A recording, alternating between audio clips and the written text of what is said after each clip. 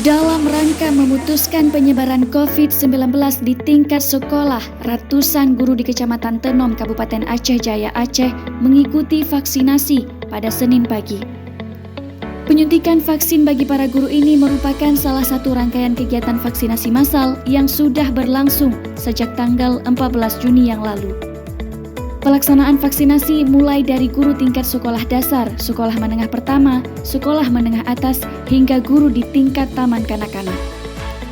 Vaksinasi ini merupakan persiapan jelang pelaksanaan pembelajaran tatap muka yang akan berlangsung pada bulan Juli mendatang setelah libur kenaikan kelas. Sebelum divaksin, para guru terlebih dulu diperiksa kesehatan seperti cek tekanan darah, suhu tubuh, dan cek riwayat penyakit. Kepala Puskesmas Tenom Mulyana mengatakan untuk jumlah sekolah yang mengikuti vaksinasi ada 31 sekolah yang terdiri dari sekolah TK, SD, SMP, dan juga SMA. Dalam sehari dapat menghabiskan 1.000 lebih dosis vaksin jenis Sinovac. Semua itu ada 25, itu belum termasuk sekolah TK.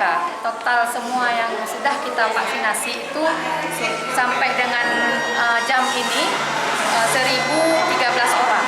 Antusiasme masyarakat ini sangat di Kecamatan Tenom khususnya sangat tinggi. Jadi sehingga kami tim vaksinator juga sedikit kewalahan.